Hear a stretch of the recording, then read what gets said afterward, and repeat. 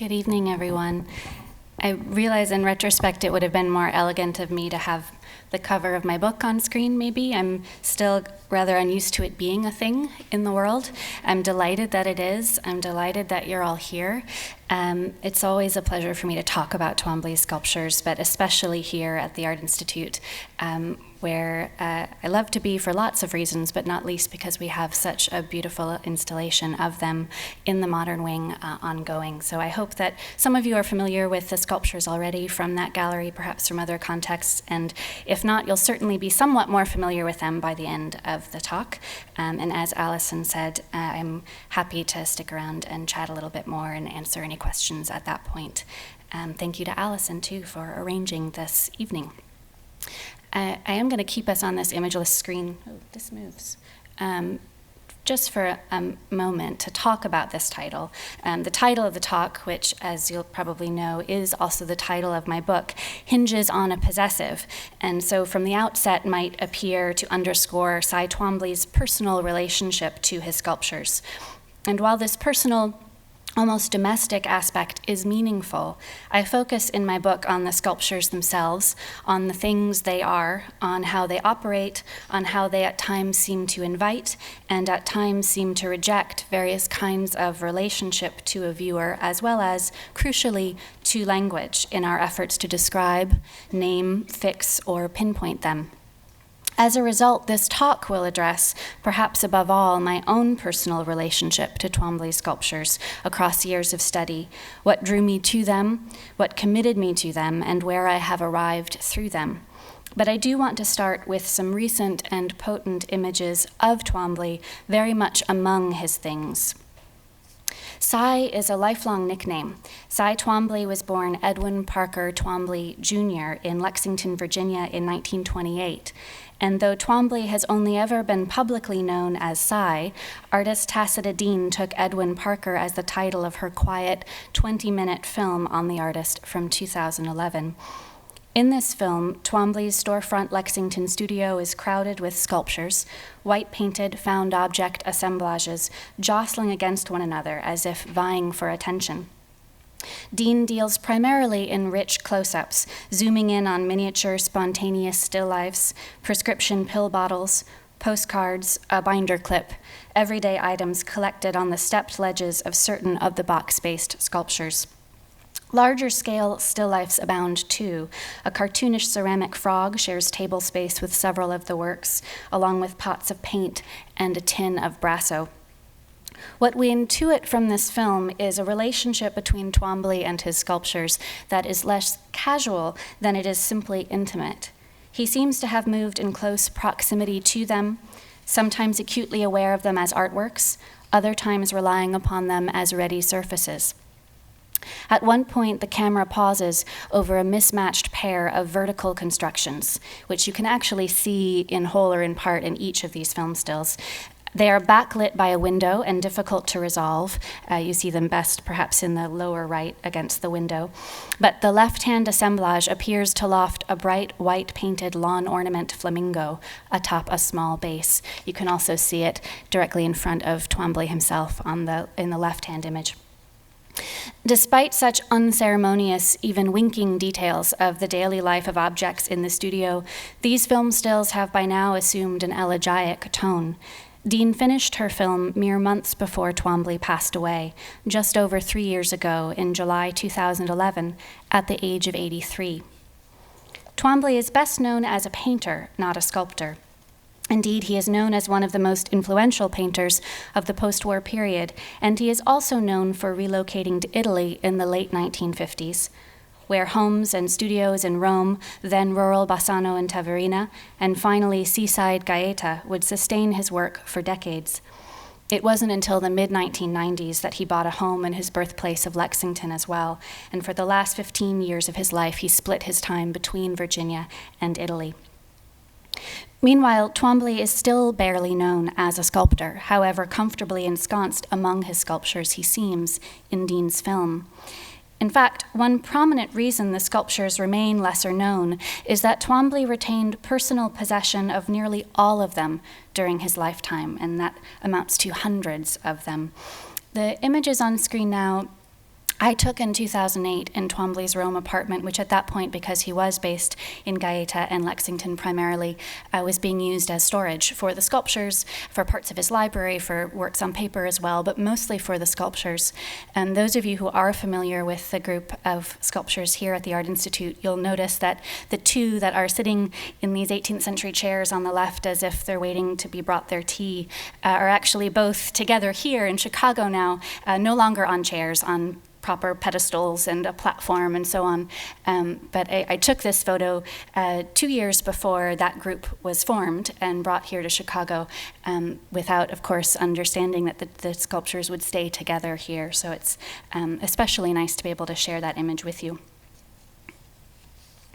A handful of early sculptures were shown in a New York gallery in 1955, alongside paintings, but none were exhibited again until the mid-1970s, first in Philadelphia, then in Naples. Another 20 years passed before a catalogue raisonné of the sculptures was published, and it counted as a revelation, divulging to audiences for the first time almost 200 essentially unknown sculptural works made across 5 decades. In the late 1990s as well, curator Katharina Schmidt organized the first retrospective devoted to Twombly's sculptural production, which traveled from Kunstmuseum Basel to the Menil Collection in Houston and the National Gallery of Art in Washington, D.C. in 2000 and 2001. It's interesting to me that both of these images are quite similar and actually look rather like one of the studio storage shots that I took.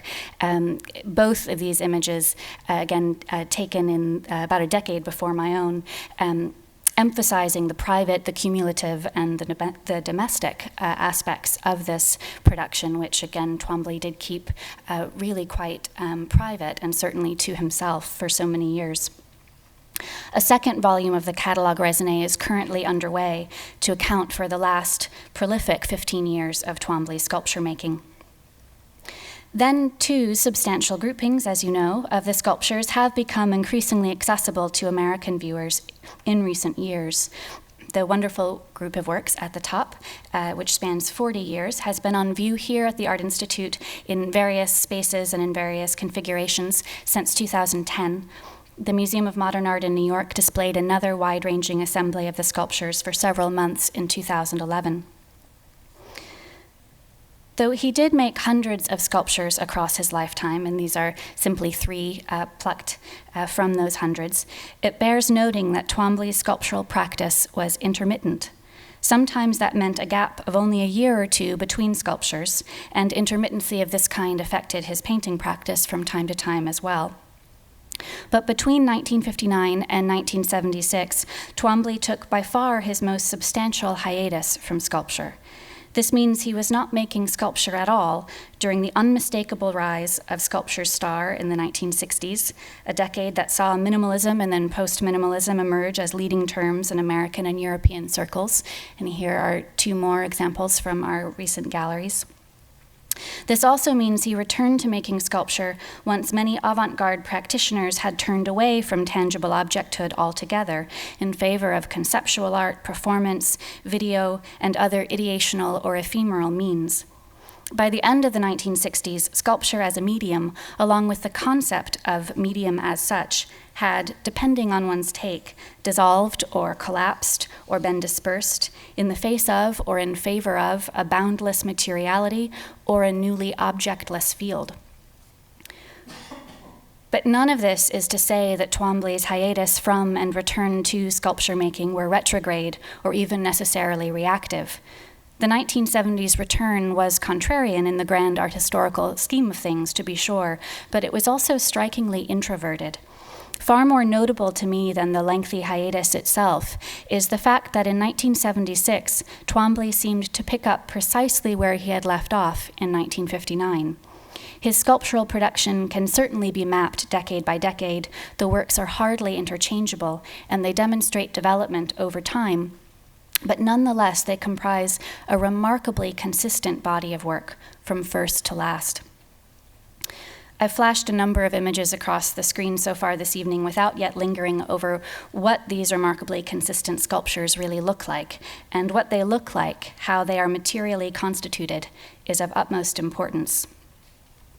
So I'll begin again at the beginning, so to speak, with Sculpture Catalogue Raisonné number 1. This work dates to 1946 and is about as unassuming a first as one could imagine.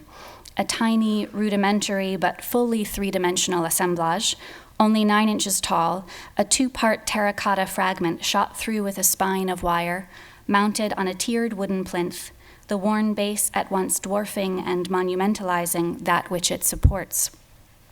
This first sculpture introduces the found object materiality as well as tinkering sensibility of Twombly's lifelong production.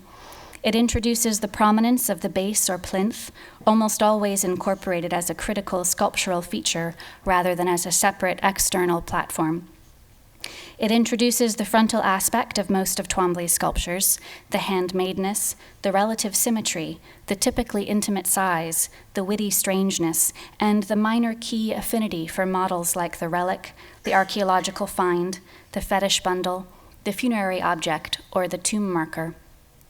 This diminutive sculpture is actually rather heavy-handed about all that it foreshadows. Yet it does not introduce the most literally superficial and significant feature of nearly all of Twombly's subsequent sculptures, which do tend to be coated with variously opaque or dripping or glutinous slips of white paint, gesso, or plaster. So I'll return us to this previously viewed slide. These signature coatings of white began not in 1946, but in 1948, and while in the earliest sculpture thus coated, on the left, the overlay of house paint is relatively flat, uniform, the 2 later examples on the right show the broad material range of such overlays, from liquid to caked. It is our extraordinary good fortune to be able to display Twombly's first white-painted sculpture here at the Art Institute, and I will talk about it in a bit more detail soon, but for now I want to skip far forward in time, from the first sculpture in 1946 and the first white-painted sculpture in 1948, all the way to my first sculpture, that is, my first encounter with a Twombly sculpture 60 years later in 2007. And I'm not actually going to show you the sculpture I saw, which hopefully will become, my reasons for which will hopefully become clear. Melodramatic though it sounds, my commitment to this book project 7 years ago was initiated by a disconcerting and ultimately haunting confrontation of sorts. I had seen Twombly's sculptures in catalogs before, photographically flattened and framed, but the first time I saw one of the sculptures in person at Tate Modern in London, I came upon it unexpectedly, with no idea what it was or how to account for it. In my memory, the piece persists as wonderfully odd, intractable, crumbling, even dingy. I was perplexed by its stubbornness, as well as by my inability to position it along the familiar trajectory of post-war sculpture. I did know that what little literature existed on Twombly's sculptures dwelled on their white paintedness, reading the whiteness as dazzle or glow, and deeming the works themselves by corollary erratic, transcendent, poetic. But what I saw that day was staunchly and importantly prosaic, not a sculpture that transcended its materiality in the least, but one that was conspicuously material and conspicuously made. I wanted to treat these works as things, a word I plucked from the air at first in order to represent vagueness and uncertainty, my own failure to name them more specifically, as well as their evident material casualness, their prosaicness, their stuffness, if you will. Thing is an umbrella term, after all, and a filler term, what we call something, anything, when we don't know or can't remember what else to call it. More theoretically, thing may also be held distinct from object. An object is something to which we stand in supposedly masterful grammatical relation as a subject, because an object is something we can name, while the thing remains technically unnameable, therefore unpossessable. Soon the malleability of the word things became a benefit for me, and it did not keep me from seeking specificity, from seeking to be as specific and attentive as possible in describing these sculptures as physical presences, and in deriving interpretive arguments from such material and experiential attentiveness. What I valued most in my work on these sculptures was the opportunity to perform this kind of close reading on as many sculptures as I could, in an effort to understand them and in an effort to find words for them, but never in order to fix them to a single reading or to a single verbal formulation. Further still, what I discovered through these close readings is that if they are about anything, these sculptures are about unfixedness. They are undeniably materially present.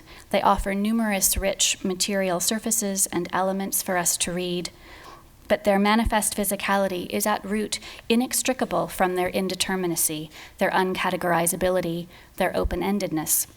This paradox continues to flummox and fascinate me even 7 years on.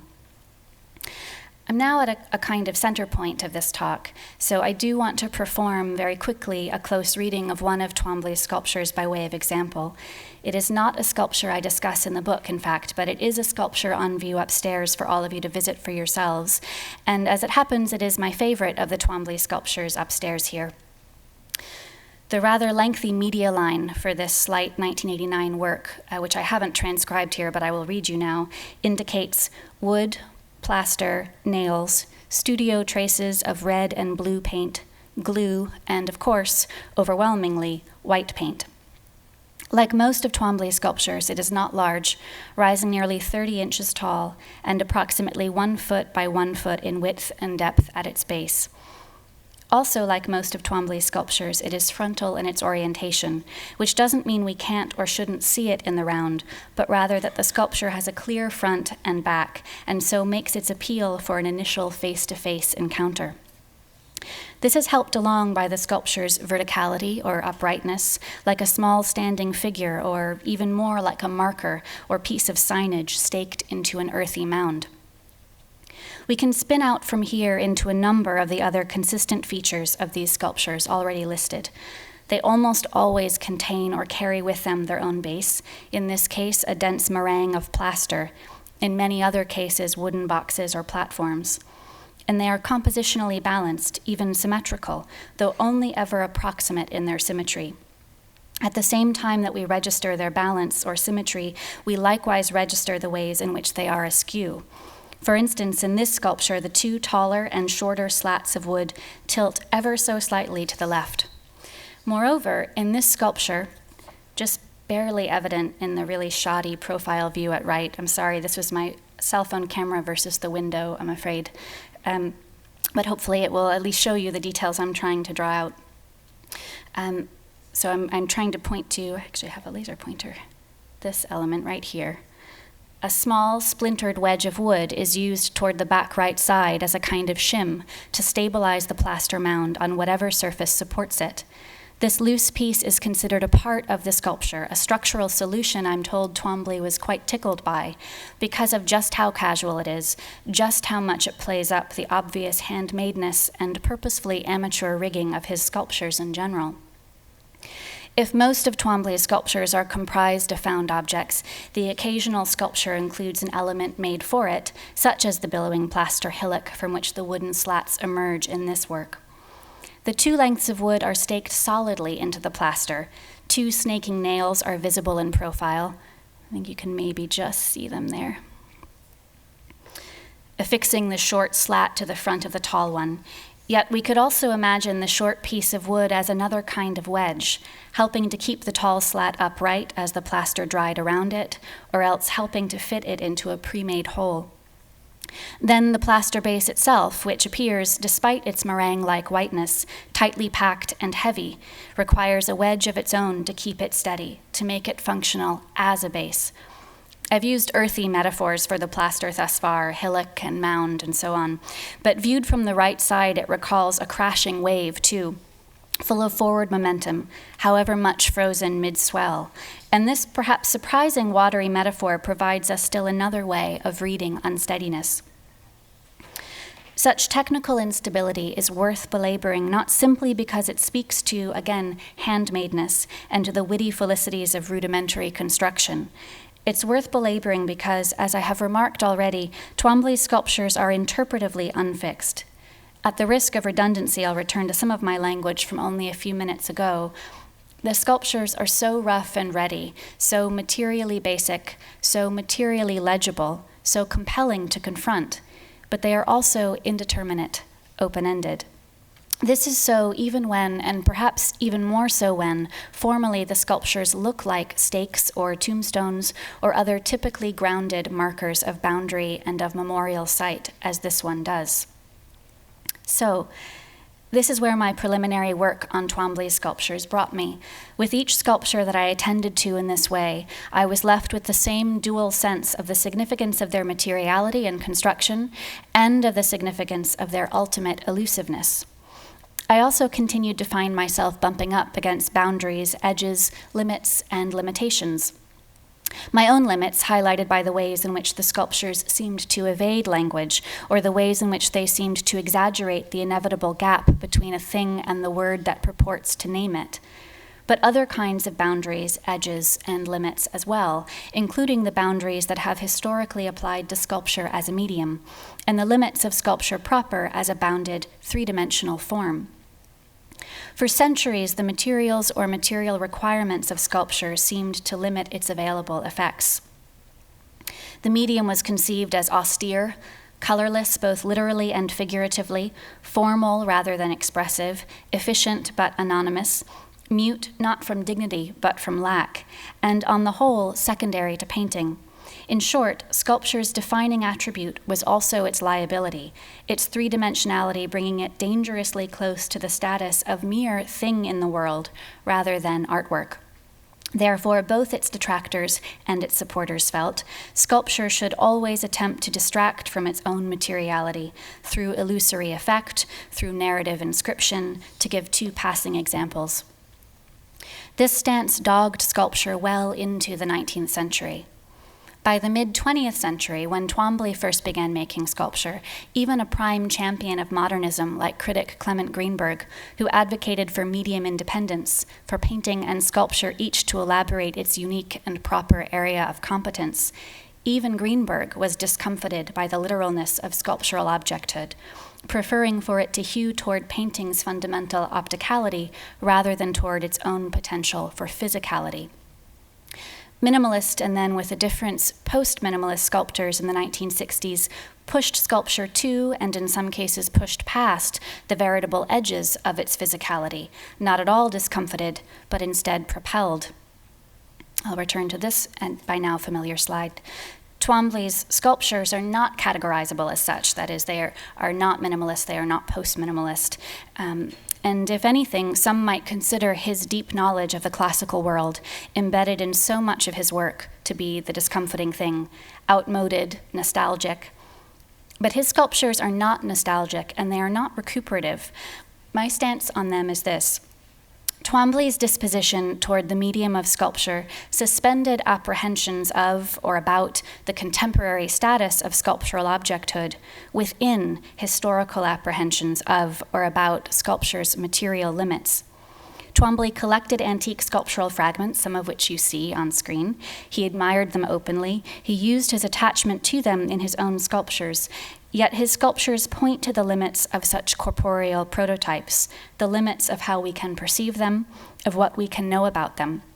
Put another way, his sculptures query whether or not we can stand in possessive relation to either a historical thing or a present thing at all, my book's own title aside. Is everyone still with me? We're entering the final part of this rather three-part talk.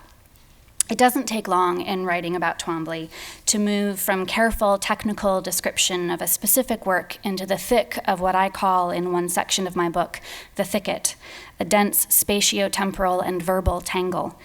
In the time that remains, I will run swiftly through some of the themes and terms that prove primary to my book's main chapters, some of the themes and terms through which I attempted either to untangle or to embrace the thicket.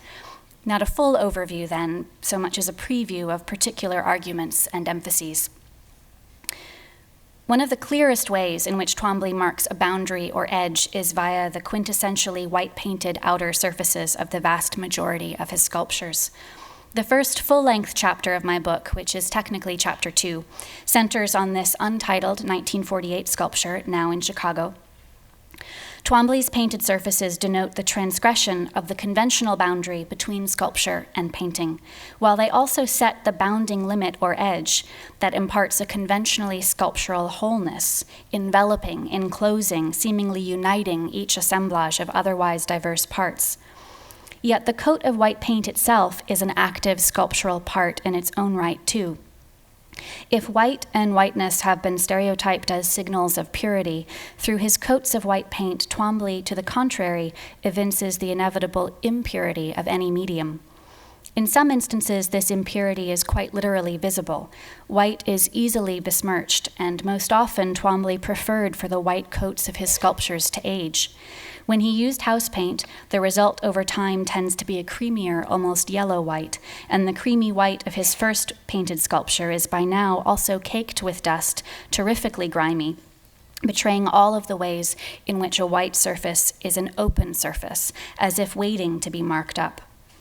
This is far less about the singular abstract noun whiteness than it is about a materially variable encyclopedia of whites, plural. Twombly was reluctant to speak about his work, his answers to questions often indirect or drifting, but tellingly, in 2008, he wondered aloud whether his commitment to white paint was on account of its openness. Quote, "I don't know. I like white," he ventured. "It's not closed." The reason my chapter on the whiteness of the sculpture centers on this first painted assemblage, in fact, is not only because it introduces white paint, but also because it introduces the box form, which thereafter became ubiquitous as a sculptural base in Twombly's work. Thus, my reading of this sculpture takes up all of its parts: the outer coating of white paint, augmented by bandage-like strips of white cloth, the empty overturned box that serves as the sculpture's albeit hollow foundation, the solid blocks of wood mounted upon it, and the stiff doorknobs which cannot open onto anything at all. Through this sculpture, I develop a vocabulary of enclosure, emptiness, superficiality, and again, openness, as well as open-endedness, that I consider crucial to understanding both how and why white paint literally describes the outermost edges and contours of Twombly's sculptures. You may have noticed that all of Twombly's sculptures are labeled with the place of their making, from Lexington to New York to Rome to Gaeta, among several others. In Chapter 3, I test a typology according to certain aspects of resemblance, the sculptures as archaeological artifacts unearthed from a specific place and circulated away from it, as fetishes that concentrate power for or around a bearer or wearer, as funerary boxes and epitaphs that designate a technically absent body in relation to a memorial or grave site.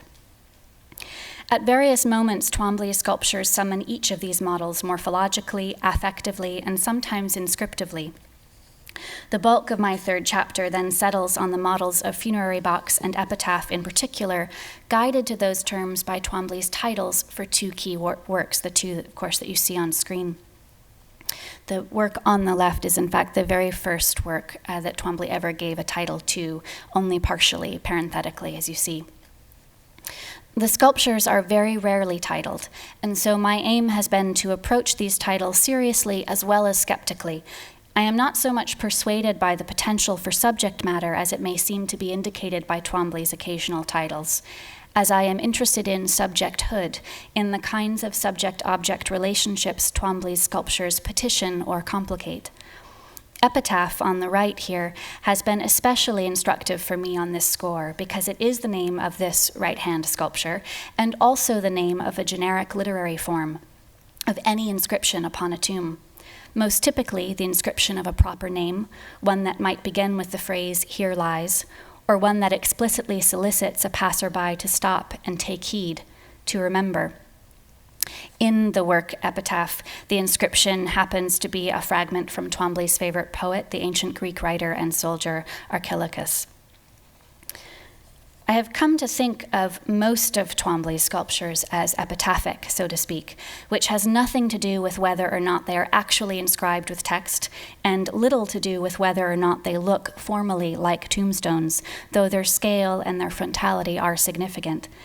The sculptures are epitaphic in the way they address the viewer, inviting the viewer to pause, to face, to contemplate, evoking the prospect or the promise of a name or memory without supplying or ultimately supporting one. The sculptures are arresting, even commanding, but they are also mobile. They do not actually mark a single specific site of burial or otherwise, but instead carry with them the capacity to mark and to designate.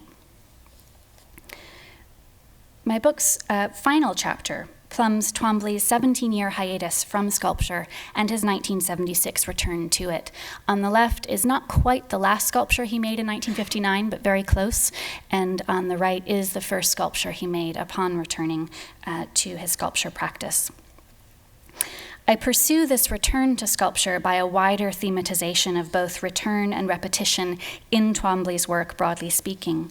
We know that Twombly returned repeatedly to certain materials throughout his career, wood, white paint, in these two works, cardboard, in fact, and to found object assemblage as his basic means.